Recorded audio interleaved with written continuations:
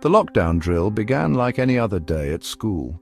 The bell rang and our usual teacher hurriedly left the classroom, leaving us with the substitute. She was older, her eyes sharp yet distant. As she settled behind the desk, a chill washed over the room, but I brushed it off as just nerves.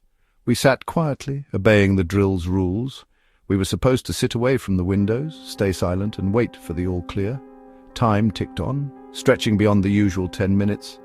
I could see my classmates' faces shifting from confusion to concern. The substitute teacher stood by the door, her silhouette stark against the dull light of the corridor.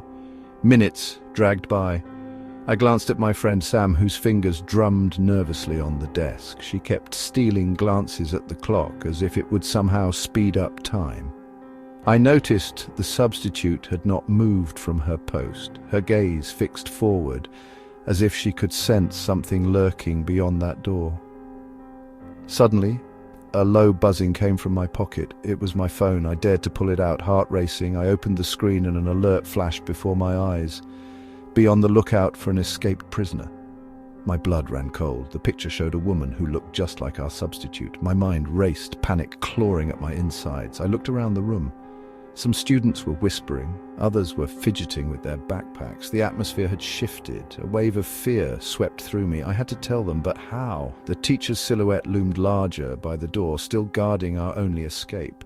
Sam caught my eye, and I pointed at my phone, my hands trembling. She leaned closer, her eyes widening as she saw the alert.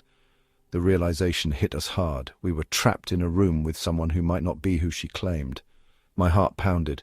I scanned the classroom for a way out, but the only exit was blocked. One by one, others began to notice. Their glances darted between the door and the substitute. A restless silence hung over us, thick and uncomfortable. I could feel my pulse quickening as the clock ticked on, its sound almost deafening. Without thinking, I slipped my backpack off and quietly started to look for something, anything that could help us. A ruler, a pair of scissors, anything at all. The classroom was so quiet, it felt as if we were holding our breath. The substitute remained still, her face devoid of expression, making it impossible to read her intentions. Then the lights flickered. A gasp escaped from someone in the back, and I felt all eyes turn to the door. The substitute straightened slightly, as if sensing the sudden change in atmosphere. I held my breath, praying she wouldn't move.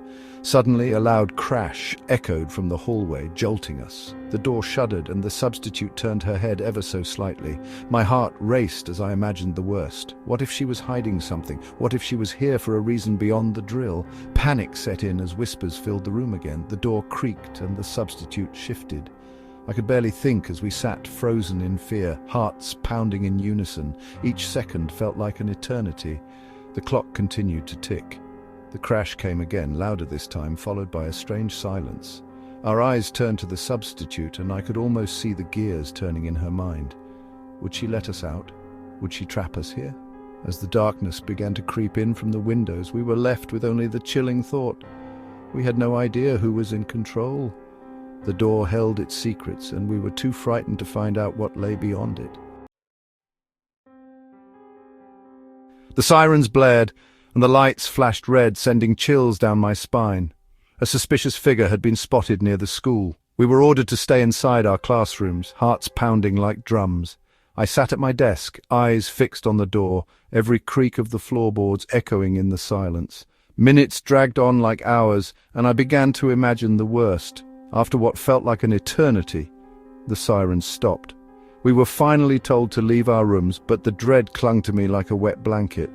As I stepped into the hallway, a strange hush enveloped the school. My classmates trickled out of their classrooms, whispering in hushed tones. I felt the hairs on my neck stand up as we moved through the empty corridors. When we reached my friend's classroom, an unsettling feeling settled in. The door was slightly ajar, and I pushed it open, the squeak of the hinges breaking the silence. The classroom was dark, the blinds drawn tight. Desks were scattered, chairs tipped over, backpacks lying abandoned on the floor. It was as if everyone had simply vanished in the middle of a lesson. My stomach twisted in knots as I called out for my friends. The silence echoed back, a chilling reminder that we were not alone in this odd emptiness. I turned to my classmates, who looked just as bewildered. Where were they? Where was everyone else? As we scanned the room, my eyes landed on the whiteboard. It was covered in notes and sketches, but there was one thing that caught my attention. A drawing, crude and unsettling, of a large figure looming over tiny stick figures. It felt like a warning. Panic surged through me as I backed away from the board, my feet stumbling over the stray backpacks. We needed answers. We hurried to the security office, hearts racing. The footage from earlier that day revealed something far worse. The camera showed our class entering the room at the start of the day, but as the minutes passed, it showed no one ever leaving. I leaned closer to the screen, eyes wide, as the clock on the footage ticked on. Time moved, but there was no sign of us leaving that classroom. I looked around at the security guards, their faces pale. They pressed buttons frantically, rewinding the footage, searching for a clue. But each time, the same haunting scene played back. No one left. An icy fear gripped me as I glanced at my friends. One by one, they seemed to fade into the background, their faces becoming mere outlines. I reached out, but it felt like grasping smoke.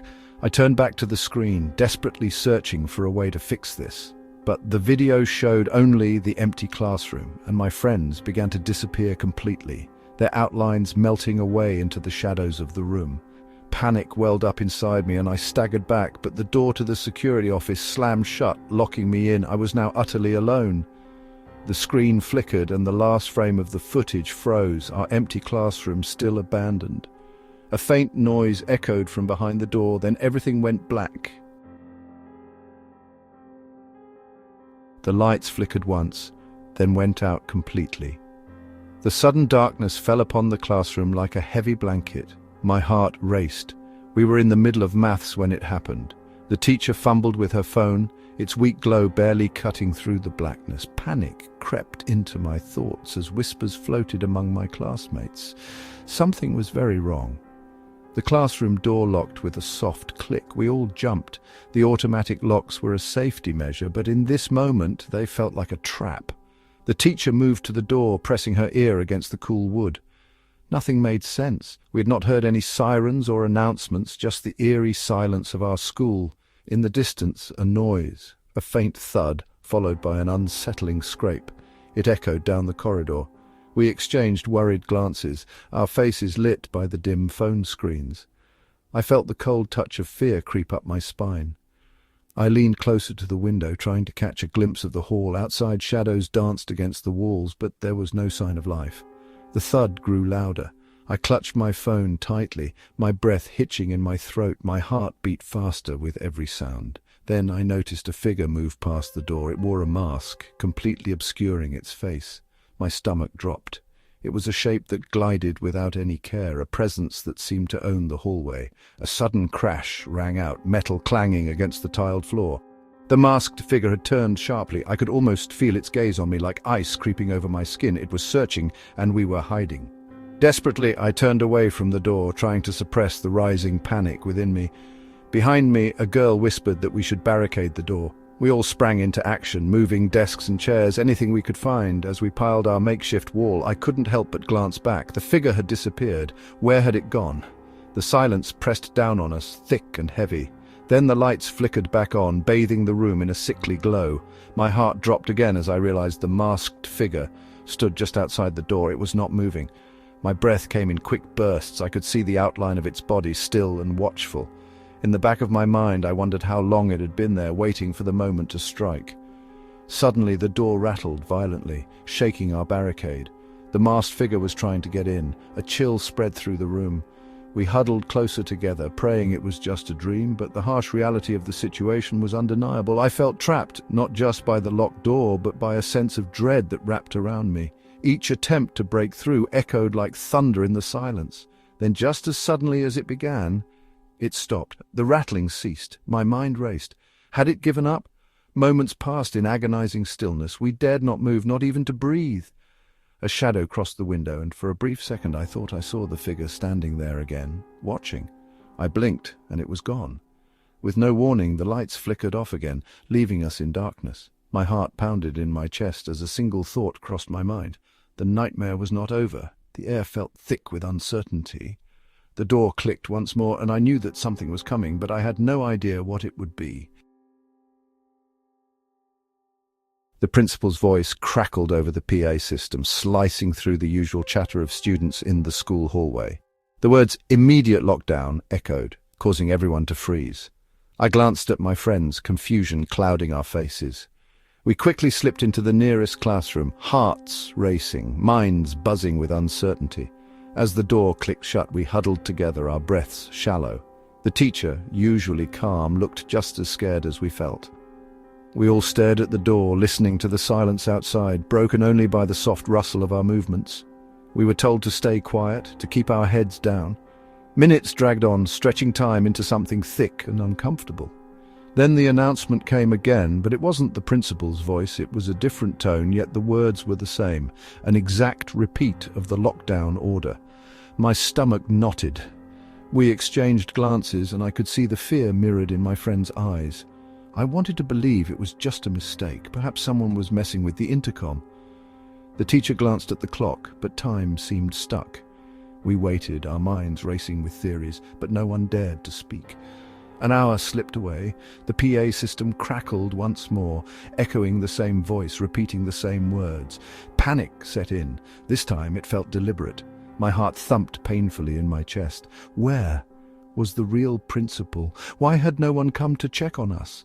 Our minds spun with questions, but no answers surfaced. I could see the tension in my friends' bodies. We were all tightly wound, ready to snap. I tried to convince myself it was all a mistake, a prank that would end soon, but deep inside, dread coiled tighter with every repeated message. The minutes crawled by, but the silence was more haunting than any noise. What was happening outside? Were the teachers safe? I wondered if I should try to call home, but I didn't want to draw attention. Then the PA crackled again. The same voice, the same exact words. My pulse raced, and a chill swept through me. It felt as if time had looped back on itself, trapping us in an endless cycle of fear and uncertainty. What did this mean? With each repetition, we sunk deeper into our shared panic. Our small group was all we had, but even that felt fragile. We started to whisper, a frantic exchange of worries, but the sound of the PA drowned us out. I was stuck, frozen in place, staring at the door as if it could offer some salvation. Hours passed, and the only constant was the announcement echoing through the darkened halls. I began to question everything, the teacher's calm exterior, the absence of any adult. What was happening out there? And then it stopped, the voice fell silent. An unsettling stillness filled the room.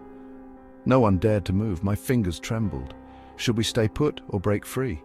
In that silence, a new sound broke through, the faint sound of footsteps outside the door. It didn't feel safe, it felt wrong. My heart raced as the door handle jiggled. I looked at my friends, their eyes wide with terror, and I understood that whatever was waiting outside was no longer just a mystery. It was about to be revealed. The bell screamed, a piercing shriek that sliced through the usual classroom drone. Lockdown.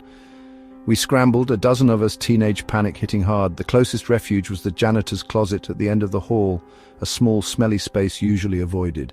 Now it was sanctuary. We crammed inside, bodies pressed tight against mops, buckets, and bottles of harsh chemicals. Dust motes danced in the single shaft of light that squeezed through the door crack. Silence descended, a suffocating blanket. We held our breath, listening. Footsteps. They echoed down the corridor, a steady, purposeful tread. They were getting nearer, my heart hammered against my ribs, a frantic drum solo in the confined space. We shrunk back, wanting to become invisible. A shape filled the crack of light, a school officer. Relief washed over me, quickly tainted by something else. Confusion, maybe. The uniform. It wasn't right. The color was almost sepia, the style dated, as if plucked from a history book. And the baton. A polished wooden baton, not the modern sidearm I expected. He continued down the hall, his pace even, his presence deeply unsettling. We waited, trapped in our cramped hiding place, until the all-clear siren finally screamed. The lockdown was over. We pushed against the door. It didn't budge. We shoved harder, putting all our weight into it. Nothing. Panic began to bubble. We were trapped. Hours crawled by. The air became stale. The silence broken only by our frustrated shouts and increasingly desperate attempts to force the door. Finally, sounds. Voices. Keys jangled. The door swung open, revealing two concerned-looking teachers and a police officer.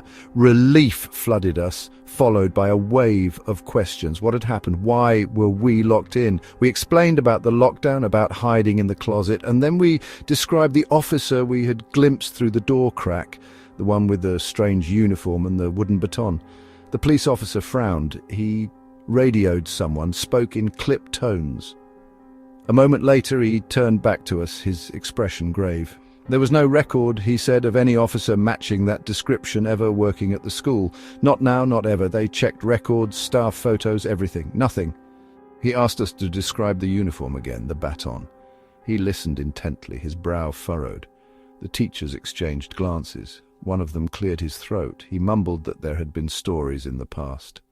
Old stories. Whispers of a security guard back in the 1950s who had been killed during an incident at the school. He had always carried a wooden baton. The police officer dismissed it as rumour, old wives' tales, but a chill settled in the air. We were escorted out of the closet, blinking in the fluorescent light. The police continued to investigate the incident, but the explanation about the door being jammed seemed insufficient, flimsy. I keep replaying the image of the officer from the crack in the door, the off uniform, the wooden baton, the eerie silence that surrounded him. The whistle blew not for games, but for something else. We were herded into the gymnasium, not the classrooms, not safely tucked away with teachers, just us, maybe 20 or so students in a big, echoing space. The lights were low, maybe to save power, maybe to keep us calm. It didn't work. The gym doors slammed shut. A bolt slid across, loud in the quiet. Trapped. We sat on the wooden floor, backs against the cold bleachers. Minutes stretched. The silence pressed down. Then I noticed something. At the edge of my vision, near the top of the bleachers. Dark against darker. Someone standing there. Tall and completely in black clothing, just standing. I nudged the person next to me. They followed my gaze. A squeeze of their hand told me they observed it too. More minutes crawled by. The figure hadn't moved. Just still. Black. There. A wave of anxiety ran through the group. Several others had seen this figure now.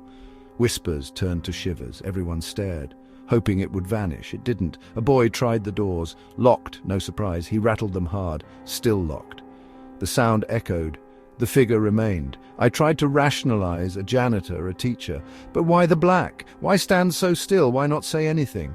The figure shifted, just a tiny bit, but enough. It hadn't been a trick of light. It was real. Panic bubbled, trapped in a room with something unknown, something dark, something there, then another one. Further down the bleachers, also in black, also motionless. A girl started to cry, but quickly covered her mouth when she started to, trying to stay calm. More students hugged each other, eyes wide. The doors remained closed. The original figure took a step, downwards, then stopped. The second did the same, not human steps, measured, purposeful. The lights flickered, once, then twice. The emergency lights kicked in, dimming the gymnasium even more. The black figures seemed to absorb what little light remained. Another step, another. They were descending, methodically. A scream escaped someone. It was cut short. Everyone's eyes were glued to the figures, paralyzed with something. Now there must be 4 of them, spread across the bleachers. Each step they took was mirrored by the others. I wanted to run, but my body wouldn't move. There was nowhere to run anyway. The doors remained locked. They were about halfway down now, faces still hidden in the gloom, black shapes against black, a scratching sound, high-pitched. Coming from the far corner of the gym, everyone's head turned. More figures, emerging from the deeper darkness, sliding out, they began to spread out, closing any possible gaps surrounding. The original ones reached the bottom of the bleachers. They stepped onto the gym floor. Sounds. They started to advance towards us. The scratching got louder, was now surrounding us. The figures on the floor did the same, no escape. The lights flickered again, then went out altogether. Complete dark. Screams erupted. A cold touch on my face, then nothing. The alarm blared. Not the usual fire drill kind, and this was different. We all knew it. Lockdown. Mrs. Davis, our teacher, moved quickly. "Corner! Everyone! Now!" she whispered sharply, guiding us towards the back of the room, furthest from the door. We huddled together, knees tucked in tight, trying to be as small as possible. Mrs. Davis went to the door and turned the key in the lock. A click echoed in the suddenly silent classroom. We sat there, breathing quietly, listening. Everything outside the room seemed to vanish. It was just us in the corner, and the closed door. A strange hush settled, broken only by the faint sounds of our own breathing. Then it started. A sound from the other side of the door. A thump, just one, then another. Thump, thump, thump. Someone was banging on the door. The thumping picked up pace, louder now, more insistent. Boom, boom, boom! It wasn't playful knocking, this was hard, urgent. We all glanced at each other, wide-eyed. Mrs. Davis stood by the door, very still, her face quite pale. The pounding continued. It became a rhythm of sorts, but a frightening rhythm. Boom, boom, boom. Faster, faster, faster! Then a voice, not a shout, not really calling out, more of a whimper carried through the door, muffled but clear enough to understand. "Let me in! Please, let me in!" It sounded like a student. It sounded scared. One of us. My heart jumped. Who could it be? Why were they locked out? I glanced around our corner. Everyone from our class was here. I could see them all. Sarah, Tom, Emily, David, all of us squashed together. Mrs. Davis was looking at us too, quickly counting heads, her brow furrowed. She seemed to confirm what we already seemed to know. We were all present. Every single one of us was in the corner. The voice on the other side of the door pleaded again, sounding more desperate now, almost sobbing. "Please! It's cold! Please open the door!" The banging continued, a constant, dreadful beat against the wood. Boom, boom, boom. Each impact seemed to vibrate through the floor and into my bones. Mrs. Davis moved a tiny bit closer to the door, but she didn't unlock it. She put a finger to her lips, telling us to be quiet, as if we were making any noise at all.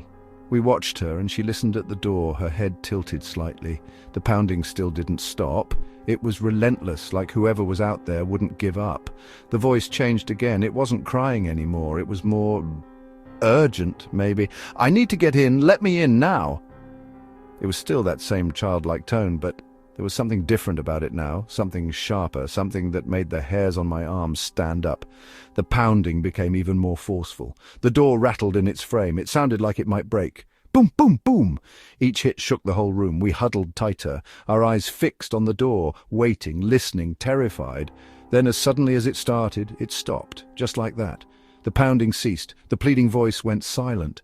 Complete quiet descended on the classroom again. Even our breathing seemed loud in the stillness. We waited and waited. Seconds stretched out like hours. The silence felt heavy, thick. Mrs. Davis remained by the door, listening intently. After what felt like a very long time, she very slowly, carefully reached for the handle. She hesitated for a moment, then unlocked the door. She pulled it open just a crack, peering out into the hallway. We couldn't see past her.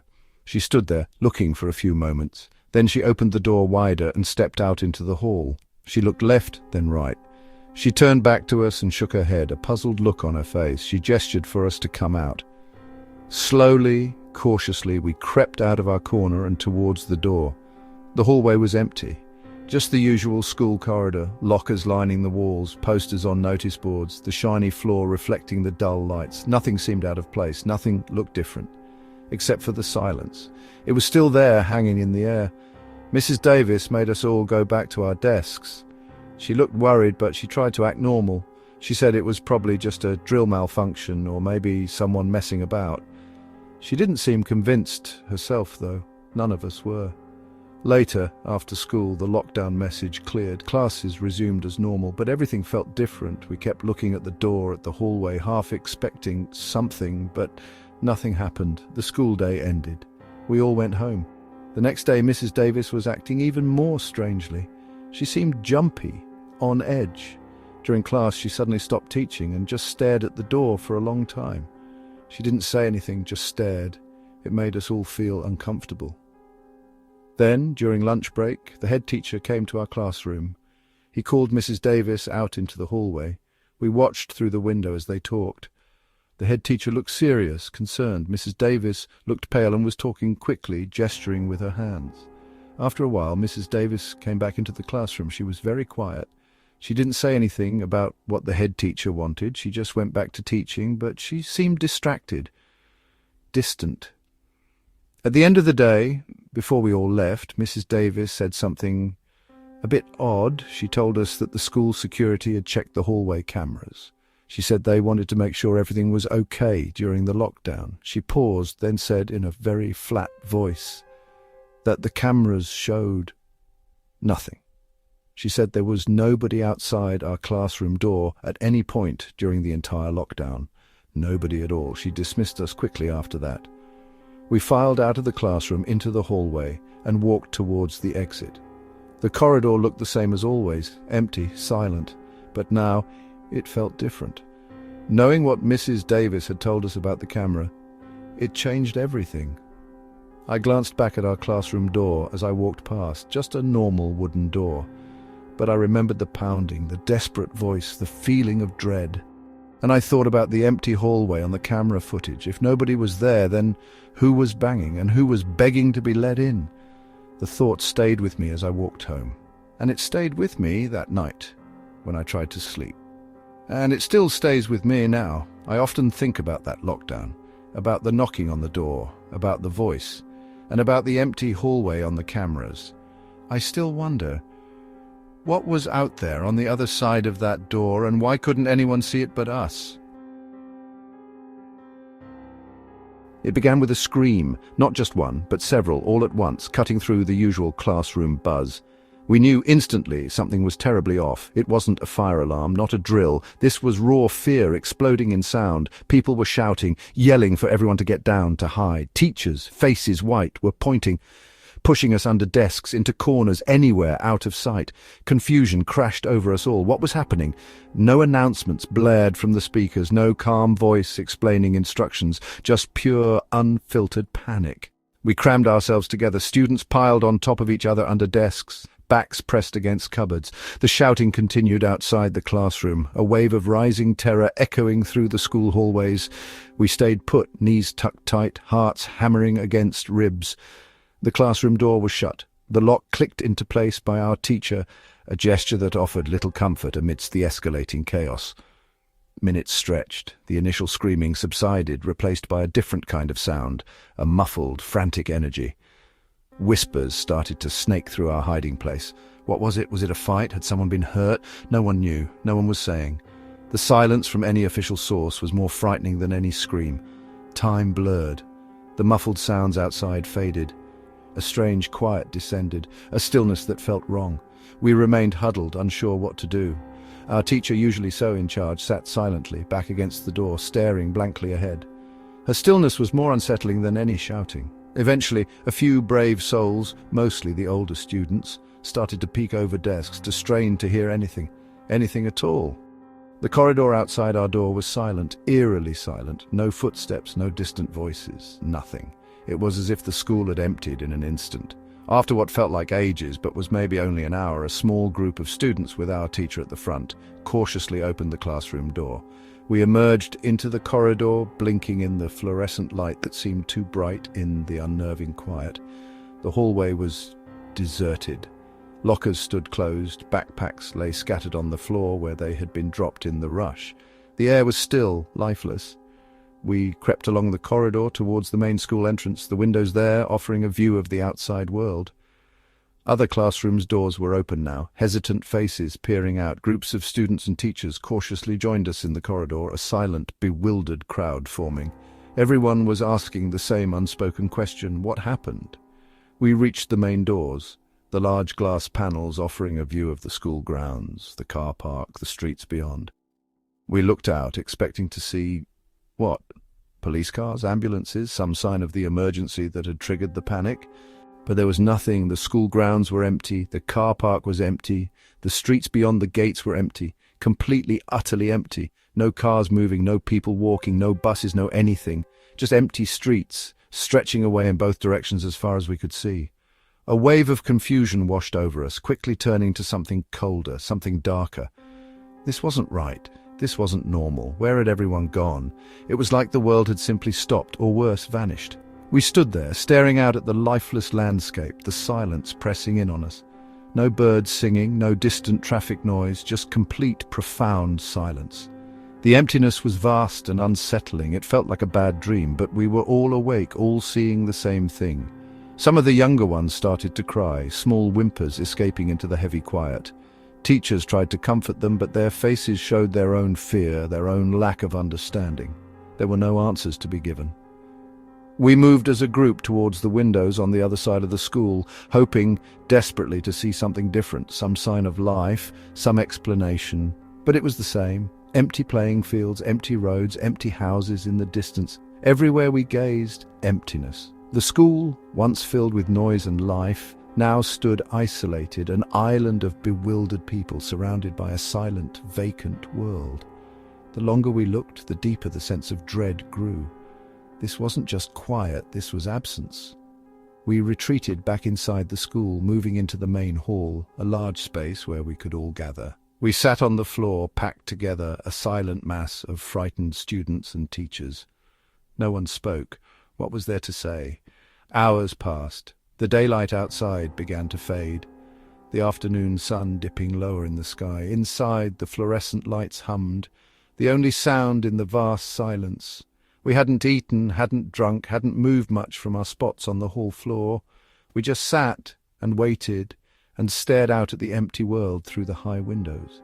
As dusk deepened, the emptiness outside became even more pronounced.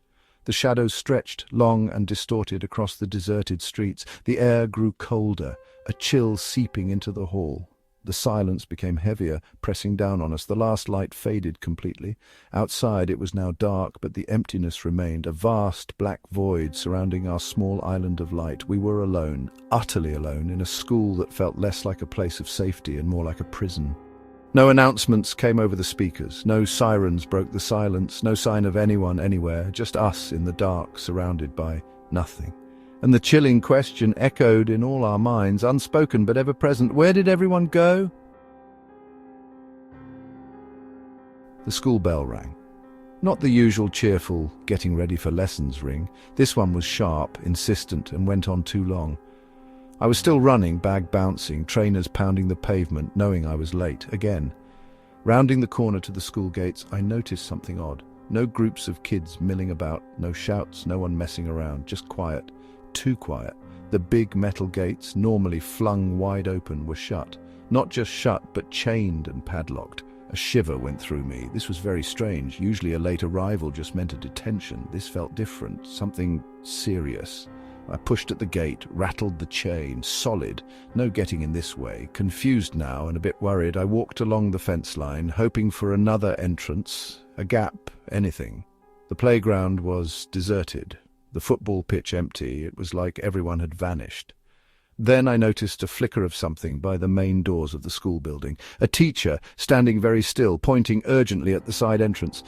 I hurried over, heart beating faster now. As I got closer, I could see more teachers dotted around, looking serious, faces grim. They waved me towards the side door, almost pushing me through as soon as I reached it.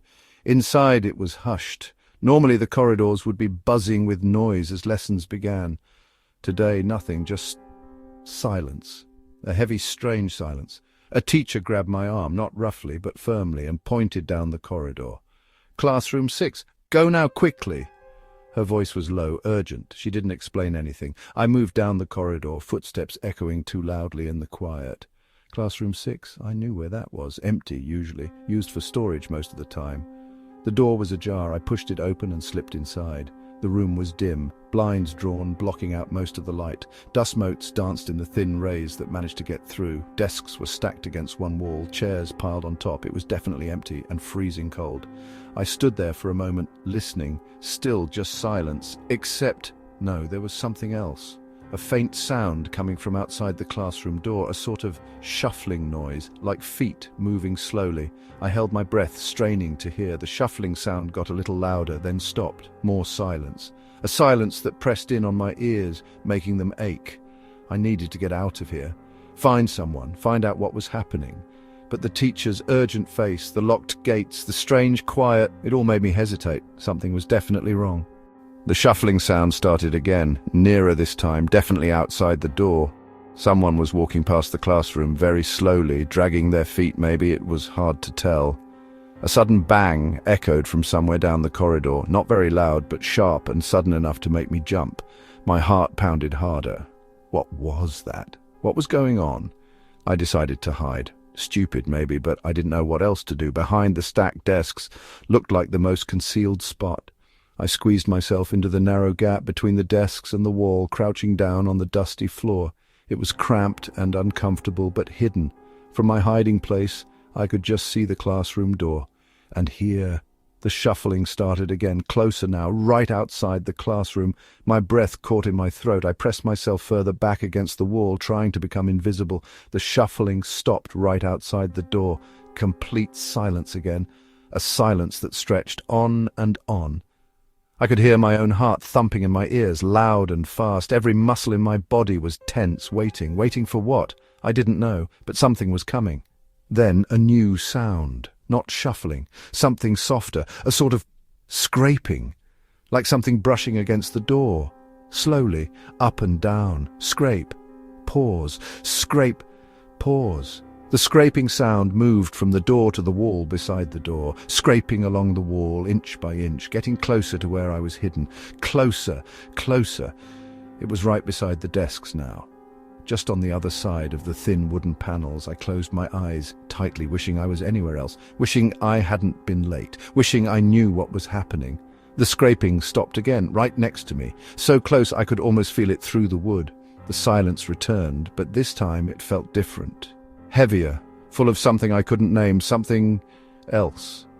Then a sound that made my blood run cold, a whisper, barely audible but clear enough to make my skin crawl. My name, whispered right outside the desks, just inches from my head. My name, whispered in a voice I knew, a voice I recognized instantly. Lewis. It was Lewis's voice. Lewis from my form. Lewis, who always said strange things. Lewis, who'd been talking all week about something big happening, something no one would ever forget. Lewis whispering my name outside the classroom during the lockdown, after all the strange quiet, the locked gates, the teachers' faces. Lewis, who knew my name was...